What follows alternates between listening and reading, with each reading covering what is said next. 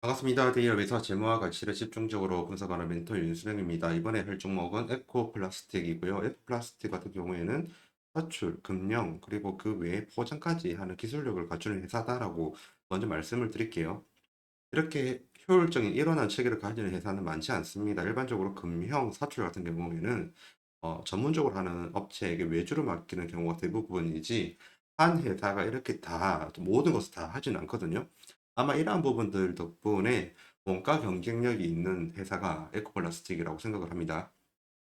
우선 나중에 전방 산업 상황은 확인이 필요할 거라고 보지만 우선적으로 에코플라스틱의 전반적인 내용 좀 보도록 할게요.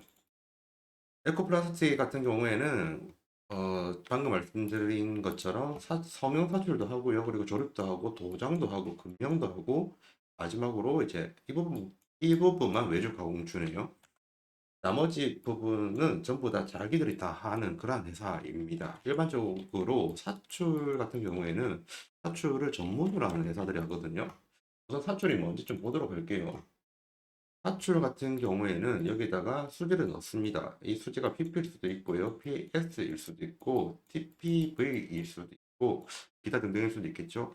여러 가지 고무 원재료에 대한 수지를 넣으면 여기에 있는 이 호퍼에서 미리 가열을 해놔요. 그리고 사출 랩에서 미리 열과 압력을 준비해 놓습니다. 그럼 가열하면서 조금 좀 흐물흐물해지죠? 그러면 들어오면 얘가 확 밀어버려요. 열과 압력으로. 그러면 이 안에서 섞이면서 녹게 되거든요. 녹으면서 준비되어 있는 금형이 세모 형태면 이 세모 안에 들어갑니다. 그래가지고 이것을 좀 냉각을 시키면 세모 형태의 고무 재질의 형태가 나오거든요. 이게 바로 사출인데 이러한 사출 성형을 얘네들이 직접 하고요. 그리고 마지막에 봤던 이 금형까지 자기들이 직접 한다는 거죠. 일반적으로 이렇게 사출이랑 금융은 전문 업체들이 전국적으로 많아요. 그래서 전국적으로 따로따로 하는 경향이 큽니다. 근데 에코플라스틱 같은 경우에는 그냥 사출과 금융을 자기들이 다 한다. 이렇게 보면 되고요. 심지어 조립과 도장까지 있습니다. 한마디로 원스톱이죠. 원스톱을 우리나라 말로 소리를 하자면 동시에거든요. 이렇게 동시다발적으로 흩어져 있는 다른 공정들을 한 번에 한다. 그렇게 생각하면 될 것 같아요. 그게 에코플라스틱의 가장 큰 매력이고 이러한 부분 때문에 원가 경쟁력이 굉장히 많을 겁니다. 왜냐하면 설명 좀 드리고 넘어갈게요. 외주 가공을 주잖아요. 그럼 당연히 A라는 업체한테 외주 가공을 맡깁니다. 그렇게 물건을 맡기고 돈을 받겠죠? 당연히 마진이 마진을 받고 우리는 받는 거예요. 근데 아까 말씀드렸다시피 성형사출도 그리고 금형도 이제 다 외주 가공 전문 업체들이 있는데 거기 안 맡기고 자기들이 하는 거잖아요. 그러니까 외주 가공비를 아끼게 되는 그런 장점이 있습니다. 그렇기 때문에 원가 경쟁력이 강한 업체일 수밖에 없고요. 그 내용을 한번 보고서로 보니까 적혀 있더라고요. 지속적인 원가 절감 운동 등으로 생산 혁신 활동에 박차를 가하고 있다. 그 덕분에 전방에 있는 현대차와 모비스, 기아차에 납품을 할 수 있는 그런 부분들이 있습니다. 말 그대로 원가 경쟁력을 갖춘 업체입니다. 이렇게 원스톱으로 한 번에 할 수 있는 건 굉장히 어려운 겁니다. 그러한 밑받침이 되었기 때문에 지속적인 상승이 이루어질 수 있었던 거죠. 2019년도 같은 경우에 1조 2천억이었는데 2023년도 가면 2조 1천억으로 9천억 정도로 50% 정도 성장을 하죠. 지금 에코플라스틱 같이 수지 사업을 하는 수지 가공을 하는 업체들은 지금 현재 다 역성장하고 있습니다. 근데 에코플라스틱의 경우에는 좋은 흐름을 보여주고 있다. 이렇게 보고 있죠. 2023년도 같은 경우에는 역대 최고의 매출액과 그리고 역대 최고의 영업이익을 냈습니다. 이런 부분이 좀 고무적이고요. 유일한 에코플라스틱의 유일한 좀 위크니스, 약점을 좀 말씀을 드리면 부채 비율이 좀 너무 높아요. 이 부분은 제가 다음에 따로 준비를 해서 말씀을 드리도록 할게요. 지금 현재 카펙스라고 해가지고 설비 투자도 2023년도에 크게 좀 했더라고요. 1100억 정도로 올렸던데 뭔가 수주가 있기 때문에 이렇게 올린 것 같아요. 지금 자료를 제가 찾고 있는데 이 자료가 구비되는 대로 여러분들에게 말씀을 드리도록 할게요. 그러면 재무적으로 보는 에코플라스틱의 기업의 가치를 좀 보도록 하겠습니다.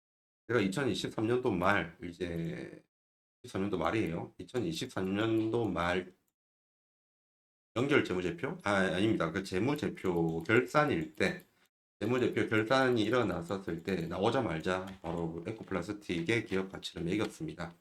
기업 가치는 4,230원 정도 나와요. 왜냐하면 에코플라스틱 같은 경우에는 여러 가지 요인들이 많다 보니까 복합적이고 좋고 안 좋은 게 너무 확실하게 나와가지고 기업의 가치를 제 주관적으로 매겼습니다. 그 나온 가치가 4,230원 정도이고요. 지금 제가 말씀드리는 이 가치는 기업 가치입니다. 기업 가치고 그리고 재무와 회계에 기반한 가치예요.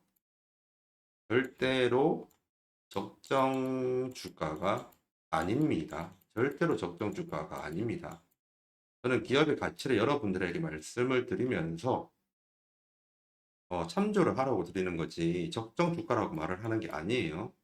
적정 주가랑 다른 기업의 가치를 구한 거고요. 그리고 기업의 가치로 구했었을 때 보니까 4,230원이 나왔다. 이런 내용이었고요. 그러면 차트로 들어가 보도록 하겠습니다. 에코플라스틱의 차트는 2023년도로 한번 볼게요. 2000년도로 보면 최고가 8,153원이 나왔죠. 근데 저는 4,000원 정도로 잡았어요. 4,200원으로 잡았죠. 결국에는 기업 가치 이상으로 나왔다. 이렇게 볼 수가 있는 부분이 있고요. 그리고 24년도의 기업 가치는 저는 말씀 안 드릴 겁니다. 그 이유가 뭐냐면 저는 기업의 가치를 재무랑 회계적으로 접근을 해서 말씀을 드렸는데 그것을 적정 주가, 그러니까 사라고 오해를 하시는 분들이 있더라고요. 그렇기 때문에 저는 향후 결코 절대로 기업의 가치를 24년도, 25년도 분기 끝날 때마다 안 드릴 겁니다. 그냥 과거에 제가 미리 구해놨던 거, 그 자료만 드릴 거예요. 어쨌든 간에 기업의 가치 부분에 있어서 2024년도 말쯤에는 4,200원쯤이었고 4,200원 가치로 봤었을 때보다도 기업의 그 주가가 오른 거 보니까 뭔가 큰 호재가 있었죠. 당연히 뭐냐면 고무 플라스틱 관련된 완제품 쪽이 완성차 업체에 많이 들어갑니다. 근데 그 중에 있어서 많이 적용이 되는 분야가 전기차 쪽에서 부품으로 좀 많이 들어가요. 어떤 부분이 있냐? 잠시만 좀 보여드릴게요. 범퍼 쪽으로 아이오닉 5랑 펠리세이드에 들어가죠. 여기 있는 고무로 보이는 게 전부 다 수출로 나온 부분들이에요. 그리고 추가적으로 GV80이랑 G90에 들어가는 이제 이 고무 쪽, 이 쇠 말고 고무가 보이죠, 검은 거. 이런 쪽을 이제 에코플라스틱이 만들었던 거고요.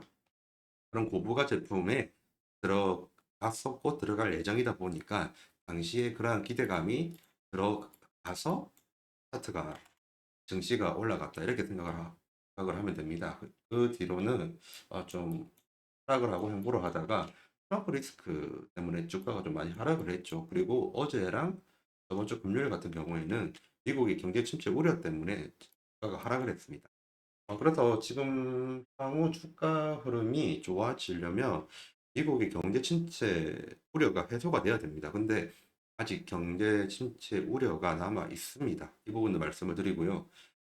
댓글 달아주시면 경제 침체에 관련된 부분 내용을 좀 영상을 찍고 싶어요. 그런데 만약에 진짜 급하다고 하시는 분들은 제가 찍은 영상 중에서 상신 브레이크랑 성우 하이텍 찍으신 거 보면 돼요.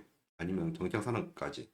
그쪽에 미국 경제 위기에 관련된 내용 자세하게 적었으니까 그 말을 했으니까 참조하시면 좋을 것 같습니다. 지금까지 대기업에서 데모와 가치를 집중적으로 분석하는 멘토 윤수명입니다. 감사합니다.